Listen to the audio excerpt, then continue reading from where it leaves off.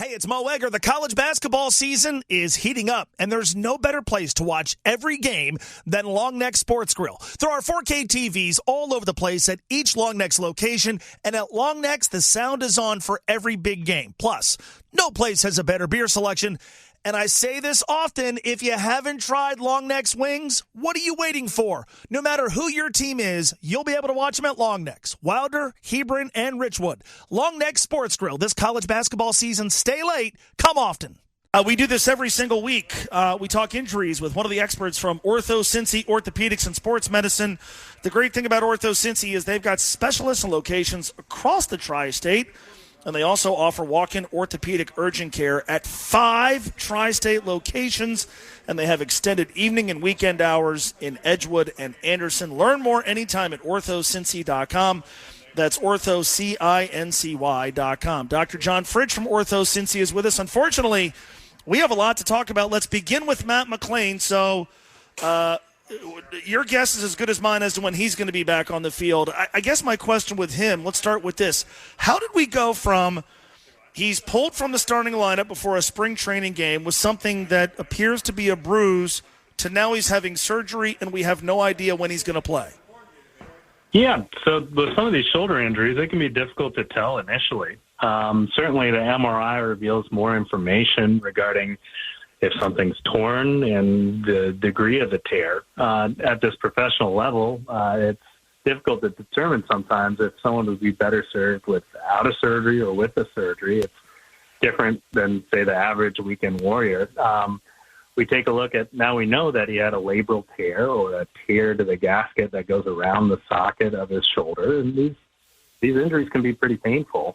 For someone playing at his level, he's going to put more stress on it than, say, someone that is just working out occasionally. And so after getting a second opinion, they determined that, he'd probably be best served by getting this fixed. So we hear about labrum injuries and labrum tears. With Matt, the verbiage was cartilage damage, and the surgery was done to address that and to repair his labrum. So given that we're dealing with two different things here, how complex of an injury are we talking about?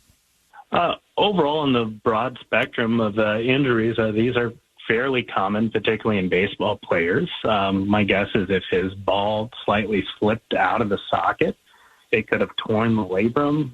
As a result of the same injury, it could have caused some peeling off of the cartilage on the edge of the socket, right where the tear is.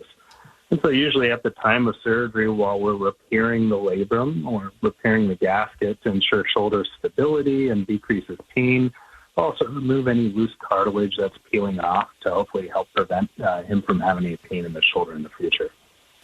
So based on what we know, and we're operating with limited information here, I'll acknowledge that, what does the typical recovery and rehab look like, and what would a realistic timeline be that we can maybe cling to?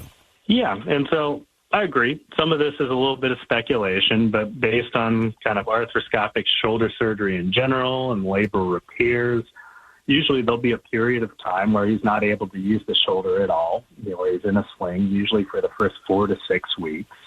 After that, they'll start some aggressive therapy. And I mean, in his position in professional sports, he's got the best therapists around. They have everything available to him to make sure he makes a full recovery. But some of that is just time. And so for something like that, his position, my guess is it at best maybe a few months before he can return to practice and play. I'm speculating here, but my guess is at the very least 3 months and more like 6 months. So there's another player dealing with a shoulder issue, Edwin Arroyo, who's a top prospect. Wasn't going to start the season in the big leagues, but he's somebody the Reds love. Now, with McLain, the word is they're hoping he could play at some point this season. With Edwin Arroyo, they've ruled out him playing in 2024. So how does perhaps his labrum issue differ from what we think Matt might be dealing with? I mean, it's possible that he has a larger labral injury, and they're also probably just setting aside the time to make sure he gets a full recovery and making the decision now that, hey, he's not going to be available for this season, to make sure he fully recovers before going and having him come in and risk potentially re-injuring the shoulder at all.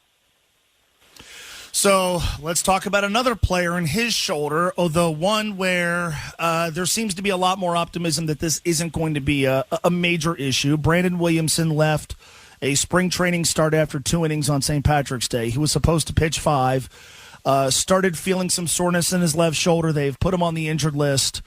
And so the official diagnosis is shoulder soreness. Could this simply be something as basic as a, quote, tired arm? It could be, and that's the hope. Based on everything we're seeing here, he didn't have a big traumatic injury or mechanism necessarily. The hope is that he has sort of this overuse injury, which is, pretty common in his position. I mean, when you take a look at younger athletes, they even call it a little leaguer shoulder, essentially an overuse injury of the shoulder. And the major thing is to give it some rest and avoid pitching for a period of time until things recover. So there's a lot of us who hear about a pitcher, and especially a young pitcher, who's dealing with shoulder soreness in the spring, and we kind of roll our eyes and go, okay, this is going to be something that crops up often during the season. Is that fair? Is it unfair? Walk me through that. Absolutely. I mean, it's important that it comes to attention earlier rather than later in the season. So at least it's being recognized. It's on everyone's radar. And hopefully by taking the time to properly rest and rehab the shoulder now, hopefully avoid the future injuries later in the season. Dr. John Fritch from OrthoCincy's. All right, one more, unfortunately. Although this is not a shoulder, and it's an injury where there seems to be some optimism. I'm talking about TJ Friedel, who suffered a right wrist fracture diving for a ball on March the 16th. And this is one of those deals where they did initial x-rays. They were negative. It was announced as a sprain, and then they do a follow-up MRI, and it's a fracture of the distal radius bone. I guess I have to start with that. What is the distal radius bone? The distal radius is one of the 2 major bones in the wrist. So you have 2 bones in your forearm, the radius and ulna. The radius is on the side of your thumb. It's the most common bone to break with a wrist injury.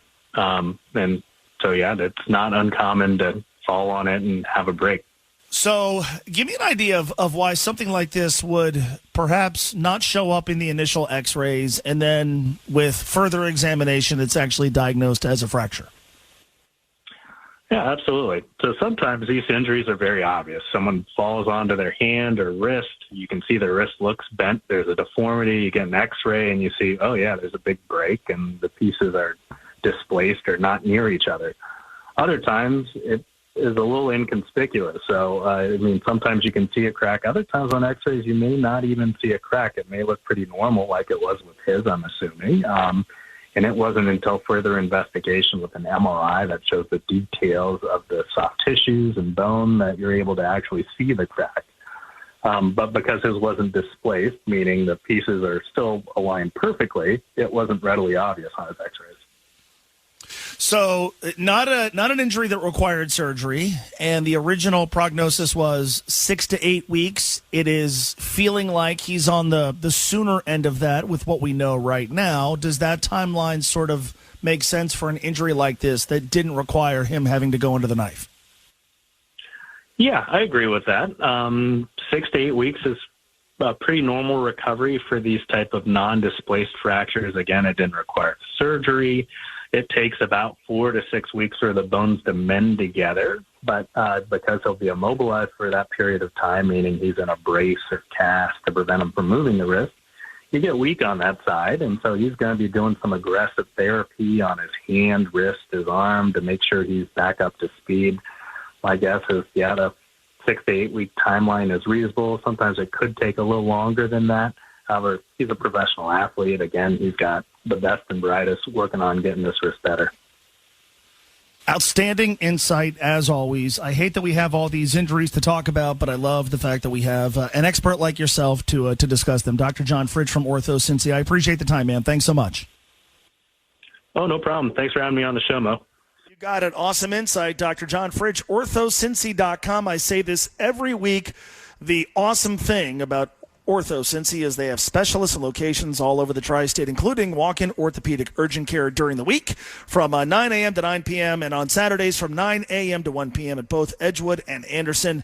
You don't need an appointment, so it's so much more convenient, and it's cheaper than going to an ER whenever you have an urgent orthopedic injury. Go to OrthoCincy.com. That's OrthoCincy.com. Hey, it's Mo Egger. The college basketball season is heating up, and there's no better place to watch every game than Long Neck Sports Grill. There are 4K TVs all over the place at each Long Neck's location, and at Long Neck's, the sound is on for every big game. Plus, no place has a better beer selection.